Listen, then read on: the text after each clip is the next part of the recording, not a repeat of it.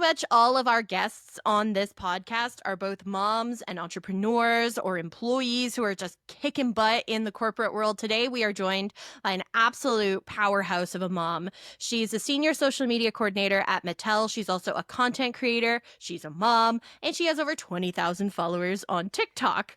Isabella Robinson brings humor, honesty, rawness, relatable parenting moments to life in her channel, Mini Baroudeur, where she shares what it's actually like to raise her family, from playroom chaos to meetings. She's completely mastered the art of balancing it all, and I'm so excited to have her here. Hey, Isabella, how are you? Hi, I'm well, thank you. How are you? It's so awesome to have you here. So you and I connected not that long ago, sort of randomly, I think, more so than anything.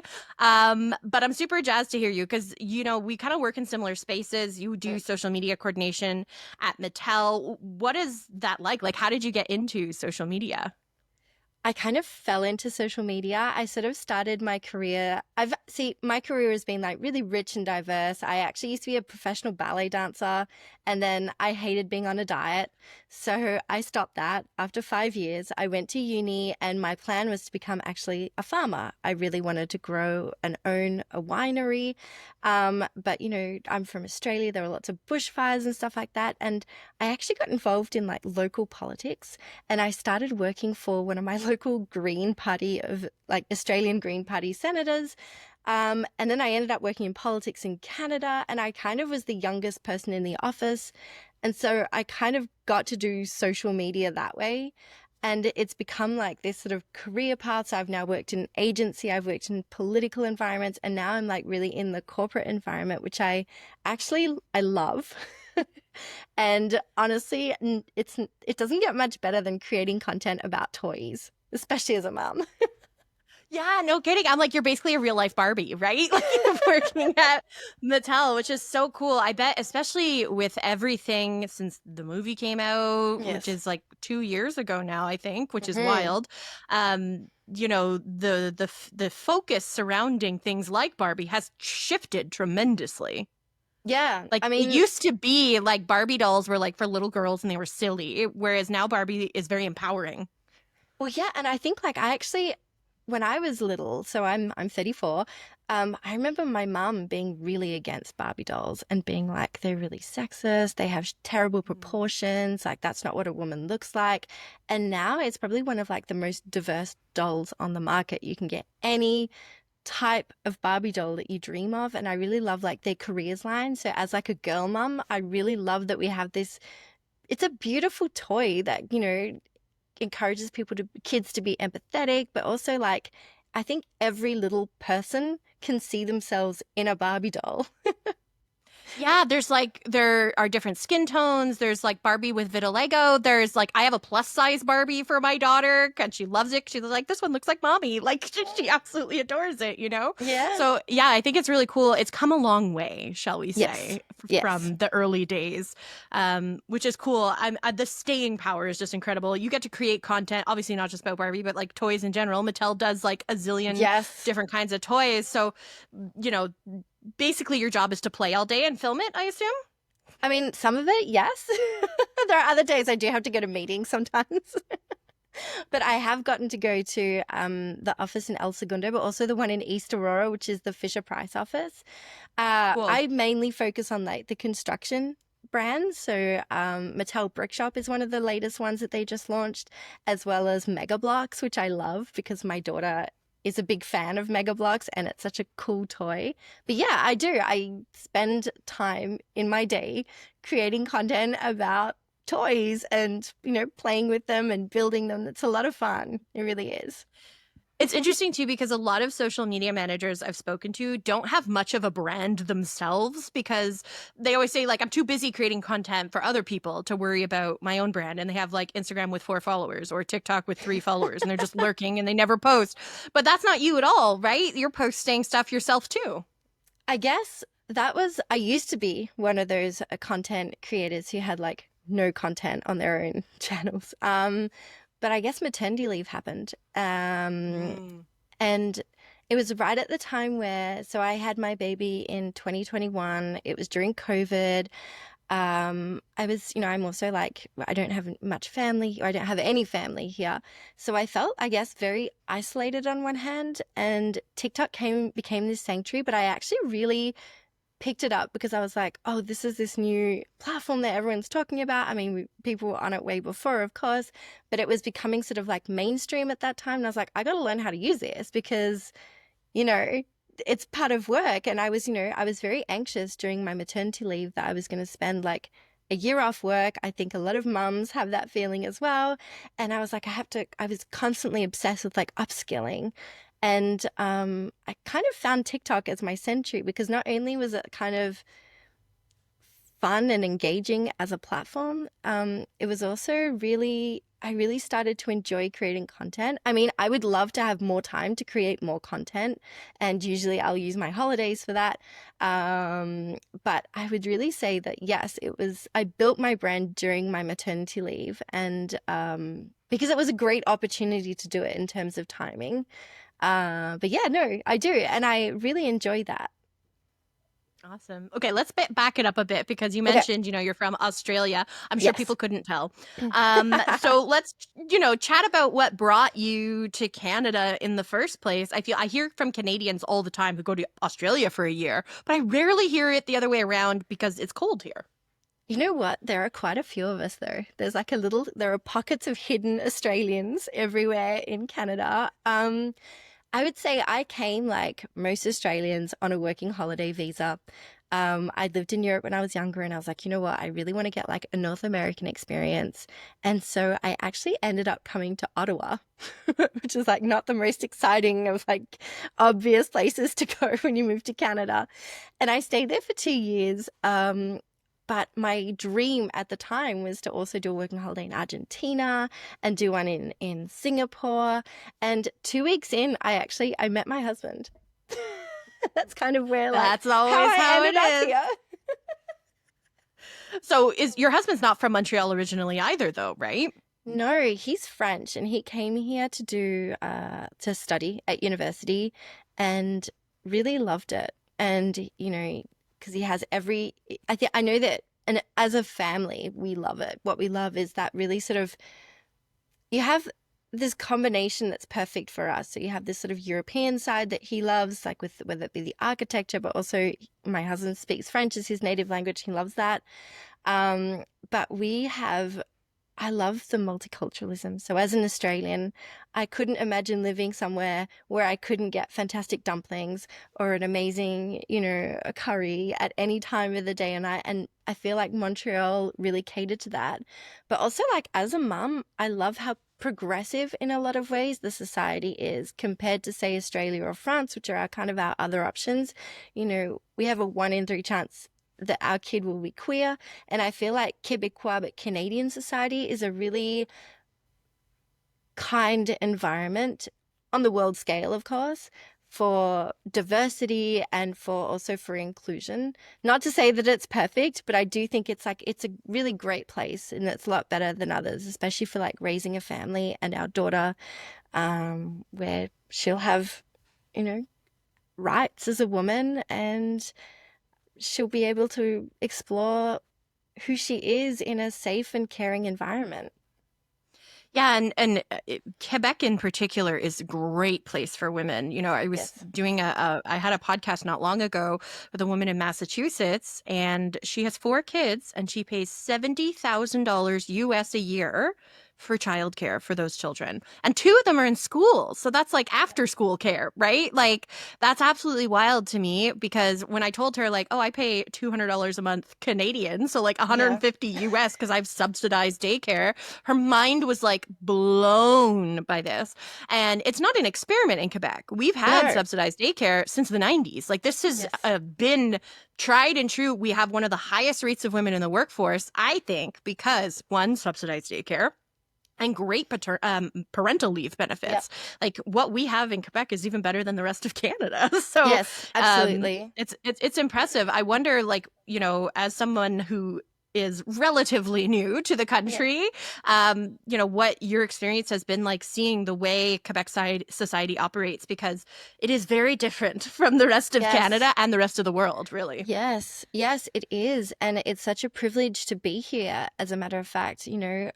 If I had been in Australia, I would have got, 6 months maternity leave, and we don't get so much money either in terms of like how much you're paid. You really get like below minimum wage to do a really difficult job, which it is. Or as I really love what I loved about being here is that we not only got the time together as a family, I got the time to sort of also muddle through my new identity as a mum, but I also have the privilege and opportunity to return back to full-time work because I think like, as a mum, I want to show my daughter how important it is to be, I guess, like free or an independent. This is like a tangent, but I recently read a book about how like women had better sex under socialism.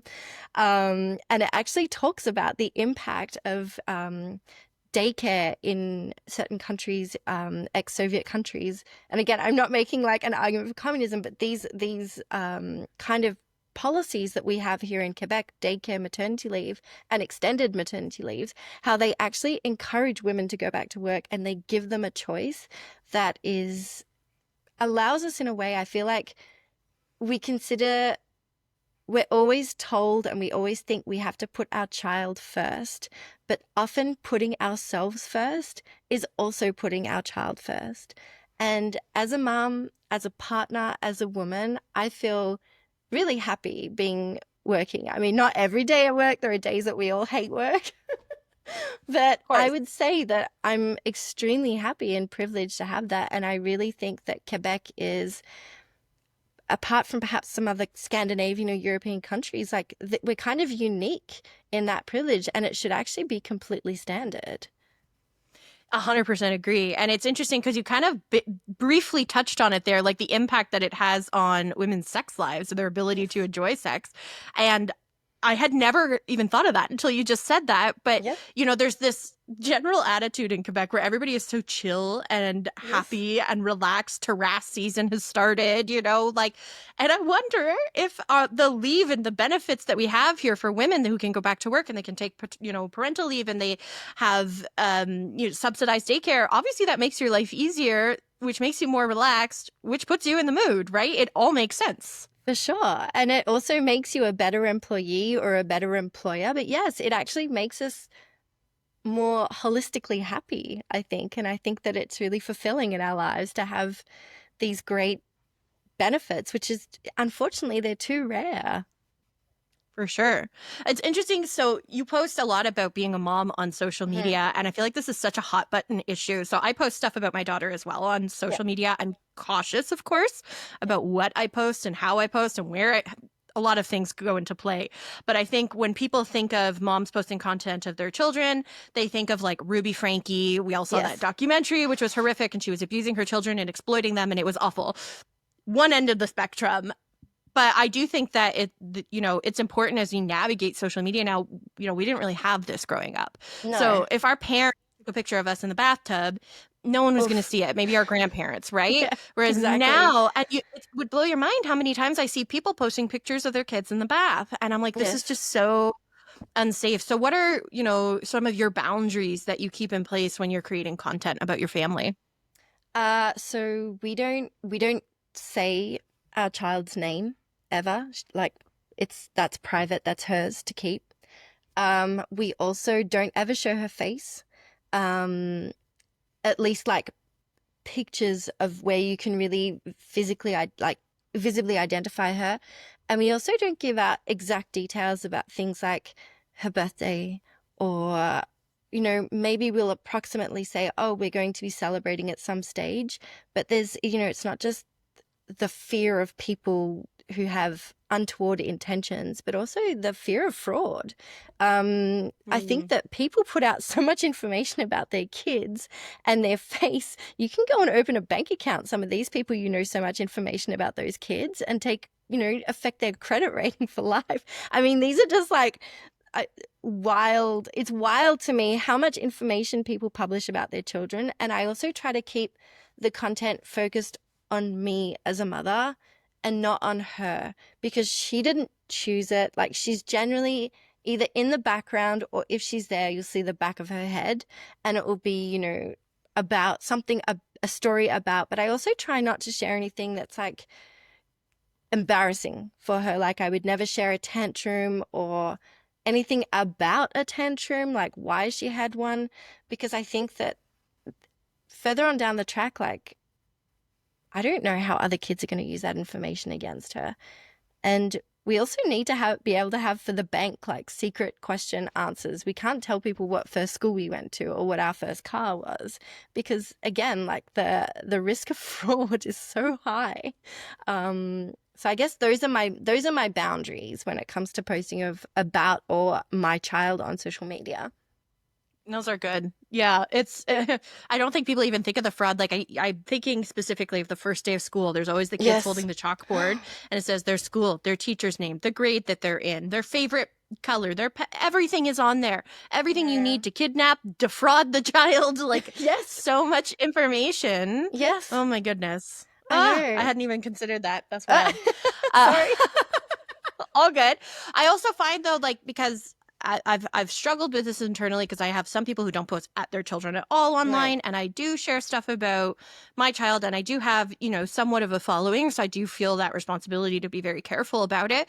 But if I hadn't shared videos of my daughter as a baby, I never would have found out she had torticollis. So she had like a neck muscle disorder basically Yeah. when she was a baby. But I'd never even heard of it, first of all, and I didn't Mm. know what to look for. And it was when I was sharing videos on the regular of her that somebody in my comments was like, "Hey, have you had her checked for torticollis?" And I was like, "What's that?" And I Googled it and I was like, "Oh my God, she for sure has this." And Mm. I like went straight to the doctor and we got the diagnosis and we started the treatment and everything. But I never would have even thought to look for it. So like, I've heard stories like that with, women who have lumps on their faces and someone's Yes. like, you should get that checked. And it turns out they had cancer or whatever.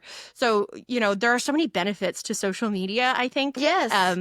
Beyond the scary, we always hear about how horrible it is for us and limit screen time. Mm-hmm. But I feel like at the root of it all, and maybe you'll agree or disagree, social media is about community and we all Yes. crave that connection. Agreed. Agreed. And I think especially as like new parents, and we live in an era where we have less of a village, we're kind of seeking it more and more. And I feel like social media is one of those places where we can find it.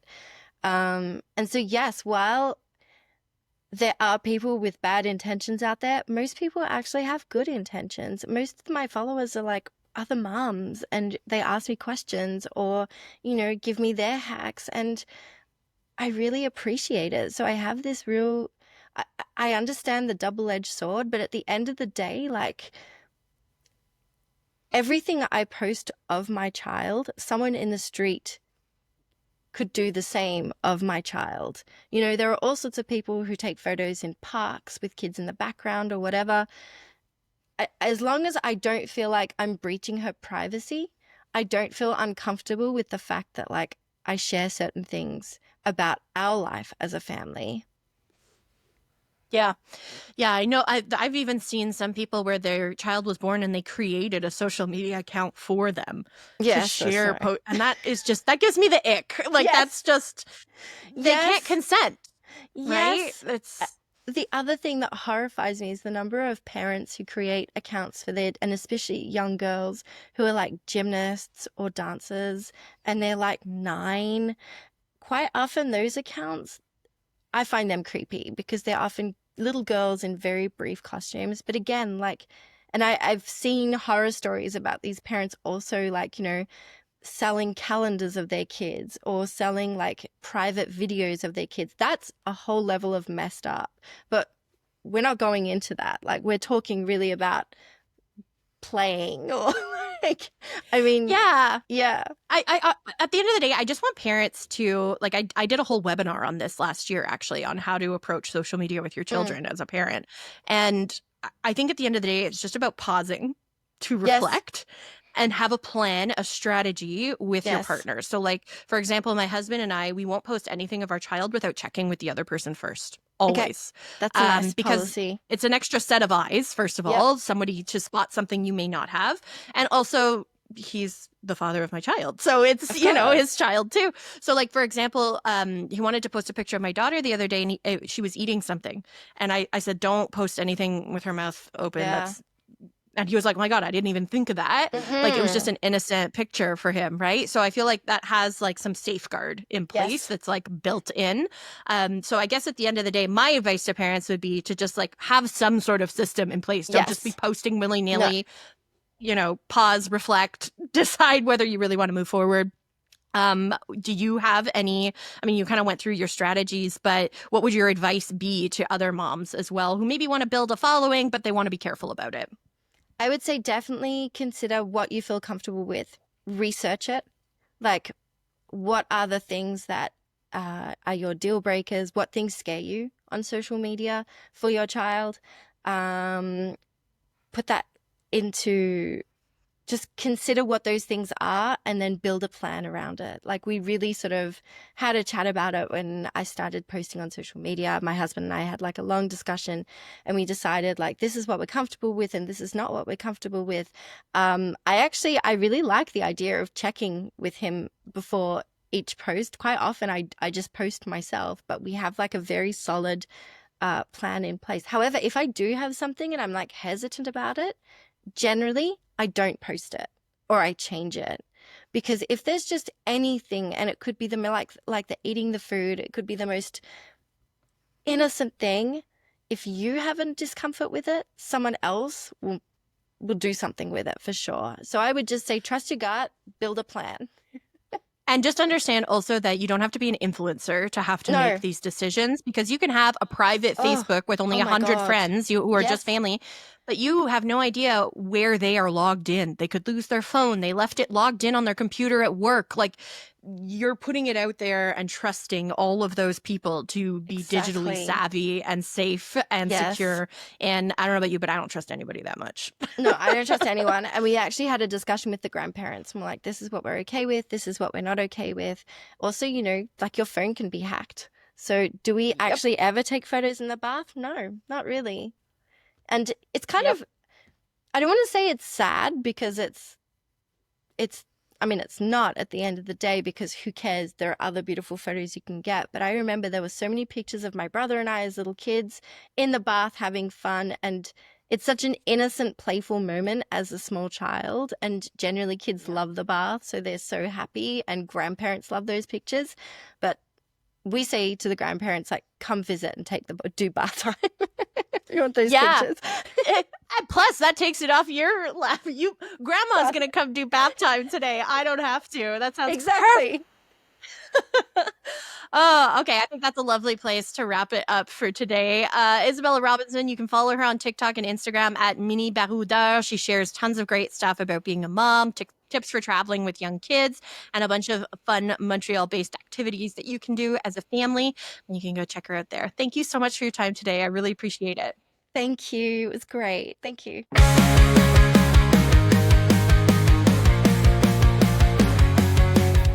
If you like what you heard today, make sure you follow and subscribe to Rebel Mom Boss with Robin Flynn wherever you get your podcasts. Oh, and make sure to leave a review, because that's how other moms will find the podcast too. Until next week.